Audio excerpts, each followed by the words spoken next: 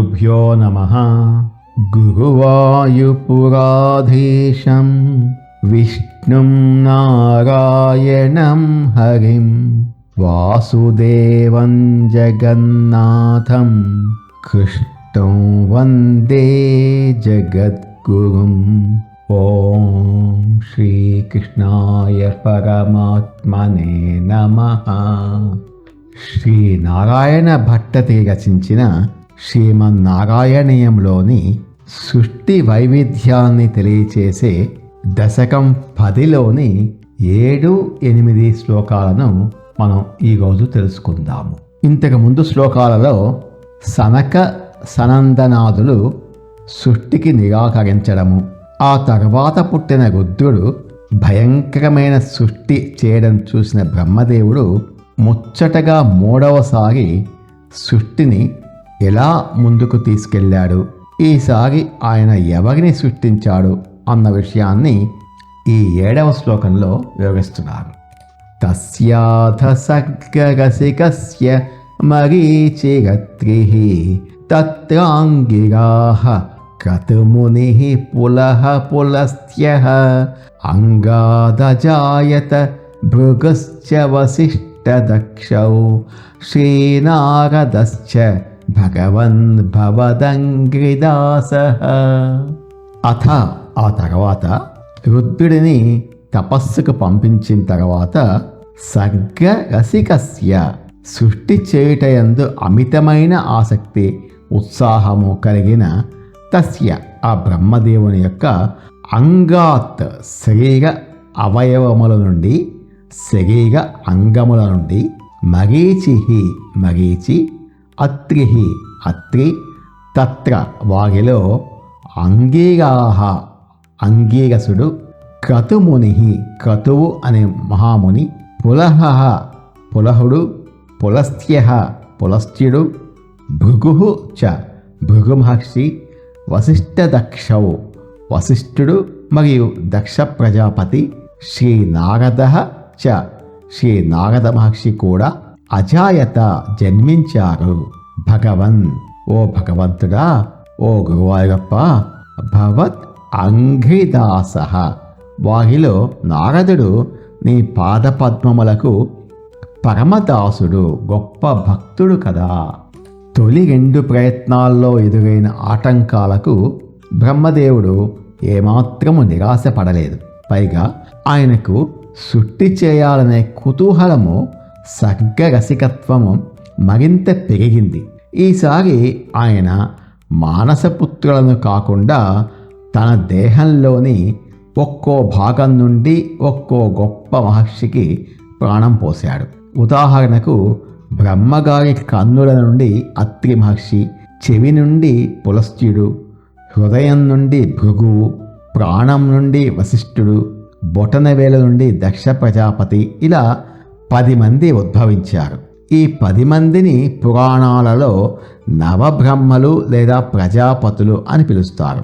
దక్షుడితో కలిపి 10 మంది అయిన ఈ మహర్షుల ద్వారానే తదనంతర కాలంలో దేవతలు, దానవులు, మనుషులు, జంతువులు ఇలా సమస్త జీవకోటి వృద్ధి చెందింది. ఇక్కడ ప్రవృత్తి మరియు నివృత్తి. ఈ శ్లోకం చివర ఉద్దేశపూర్వకంగా భవదంఘ్రిదాస నీ పాదాలకు దాసుడు అని నారద మహర్షిని ప్రత్యేకంగా కీర్తించారు. మిగిలిన 9 మంది మహర్షులు సృష్టిని వృద్ధి చేసే బాధ్యతను అంటే ప్రవృత్తి మార్గాన్ని స్వీకరించారు.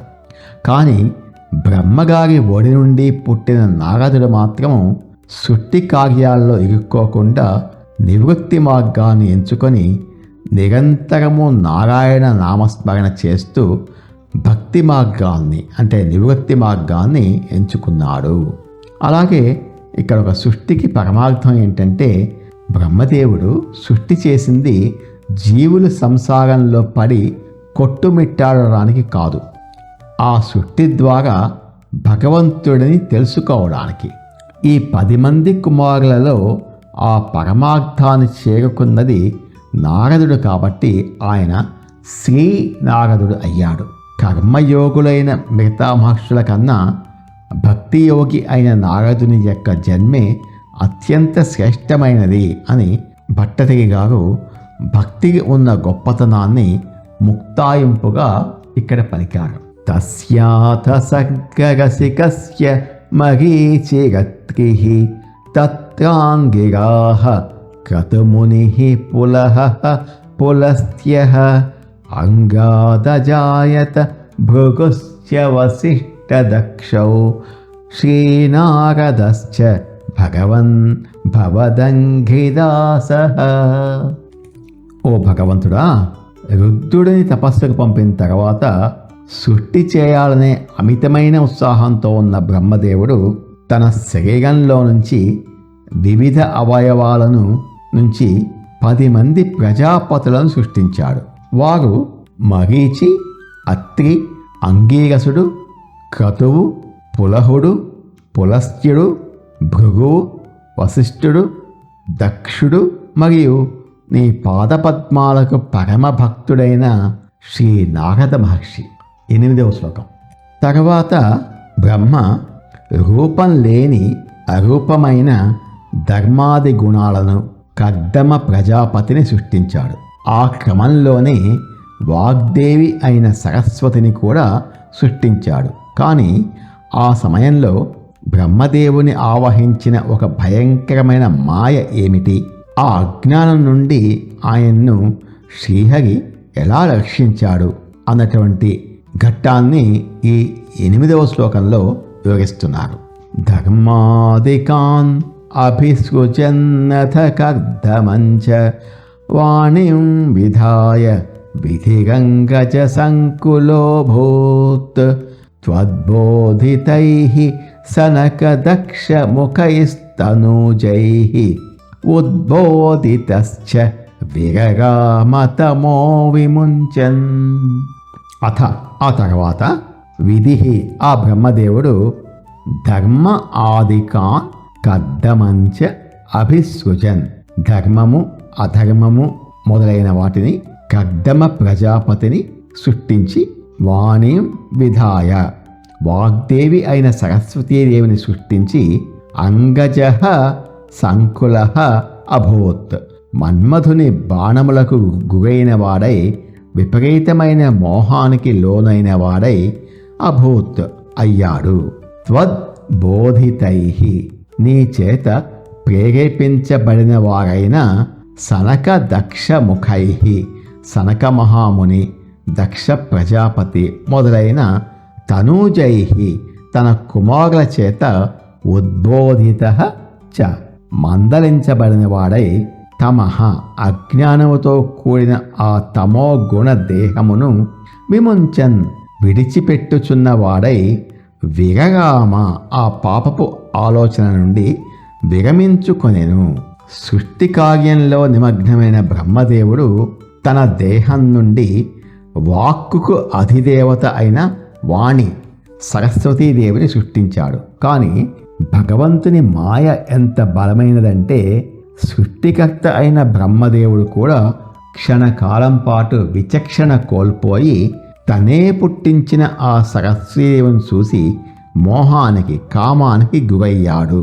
ఆ సమయంలో సాక్షాత్తు శ్రీ మహావిష్ణువే బ్రహ్మదేవుని కుమారులైన సనక మహాముని, దక్ష ప్రజాపతి తదితరుల మనస్సులలో ప్రవేశించి వారి ద్వారా బ్రహ్మకు హితబోధ చేశాడు. తండ్రి, సృష్టికర్తవైన నీకే ఇలాంటి బుద్ధి పుడితే ఇక లోకాలు ఏమైపోవాలి? నీ కడుపున పుట్టిన కుమార్తె మీద మోహం పెంచుకోవడం ఎంత మహాపాపం అని కుమారులు నిలదీశారు. దాంతో బ్రహ్మదేవునికి జ్ఞానోదయం అయ్యింది. జరిగిన ఘోరానికి తీవ్రంగా పశ్చాత్తాపపడి ఆ పాపపు ఆలోచన చేసిన తన శరీరాన్ని త్యజించాడు. ఆ విడిచిపెట్టిన శరీరమే చీకటిగా, పొగ మంచుగా మారిపోయింది. ఈ శ్లోకంలో బ్రహ్మదేవుని దోషాన్ని ఎత్తి చూపడం భట్టతిరి గారి ఉద్దేశం కాదు. అందులో ఉన్న అత్యంత గొప్ప ఉపనిషత్ వాక్యాలను, ఉపనిషత్ సత్యాలను బోధించడమే ఆయన యొక్క లక్ష్యం. కామము యొక్క బలం, కామానికి ఎంత బలం అంటే జ్ఞానానికి అధిపతి అయిన బ్రహ్మదేవుడు కూడా మన్మధుని బాణాలకు లోనయ్యాడు. అంటే మనిషిలోని కామము, డిజైర్, అజ్ఞానము ఎంత శక్తివంతమైనవో అర్థం చేసుకోవచ్చు. ఇంద్రియాలను జయించకపోతే ఎంతటి తపస్సంపన్నులైనా కింద పడిపోవాల్సిందే అని ఈ ఘట్టం హెచ్చరిస్తోంది. ఇంకొకటి తెలుసుకోవాల్సిన విషయం ఏంటంటే, సాధకుడు పొరపాటున దారి తప్పినప్పుడు భగవంతుడు అతన్ని తన కర్మకు వదిలేయడు.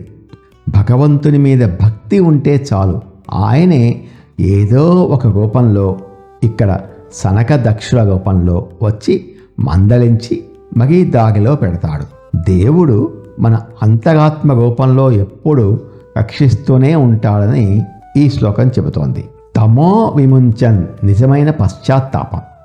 తప్పు చేయడం సహజం, కానీ దాన్ని తెలుసుకున్న వెంటనే బ్రహ్మదేవుడు కప్పిపుచ్చుకోవడానికి ప్రయత్నించలేదు. ఆ తప్పుకు కారణమైన తన అజ్ఞాన దేహాన్ని, అంటే అహంకారాన్ని, తమోగుణాన్ని శాశ్వతంగా విడిచిపెట్టాడు. పాపాన్ని మనసారా వదిలేయడమే నిజమైన పశ్చాత్తాపము అని ఈ శ్లోకం మనకు ఒక గొప్ప ఆధ్యాత్మిక పాఠాన్ని బోధిస్తోంది. ధర్మాదికాన్ అభిసృజన్నత కగ్ధమంచ వాణిం విధాయ విధిగంగచ సంకులోభూత్ త్వద్బోధితైః సనక దక్షముఖైస్తనూజైః ఉద్బోధితశ్చ విగగామతమో విముంచన్. ఓ గురువాయూరప్ప, ఆ తర్వాత బ్రహ్మదేవుడు ధర్మ అధర్మాలను, కర్దమ ప్రజాపతిని, అలాగే సరస్వతీదేవిని సృష్టించాడు. కానీ సరస్వతిని సృష్టించిన వెంటనే ఆయన మన్మధుని మాయకు లోబడి మోహంతో విచక్షణ కోల్పోయాడు. అప్పుడు నీ అంతరవాణి చేత ప్రేరేపించబడిన సనకుడు, దక్షుడు మొదలైన బ్రహ్మకుమారులు ఆయన్ను తీవ్రంగా మందలించి కర్తవ్యాన్ని బోధించారు. వారి మాటలతో మేల్కొన్న బ్రహ్మదేవుడు ఆ పాపపు ఆలోచనకు కారణమైన తన అజ్ఞాన, అంటే తమోగుణ దేహాన్ని విడిచిపెట్టి ఆ మోహం నుండి విరమించుకున్నాడు అని గురువాయూరప్పను కీర్తిస్తున్నారు. ఓ తత్సత్. ఈ శ్రీమన్నారాయణీయము సిరీస్ మీకు నచ్చినట్లయితే వీడియోను లైక్ చేసి తర్వాతి శ్లోకాల కోసం భగవద్గీత తెలుసుకుందాము అనే యూట్యూబ్ ఛానల్ను సబ్స్క్రైబ్ చేసుకోండి. నమో భగవతే వాసుదేవాయ. ఏతత్ ఫలం శ్రీకృష్ణార్పణమస్తు. స్వస్తి.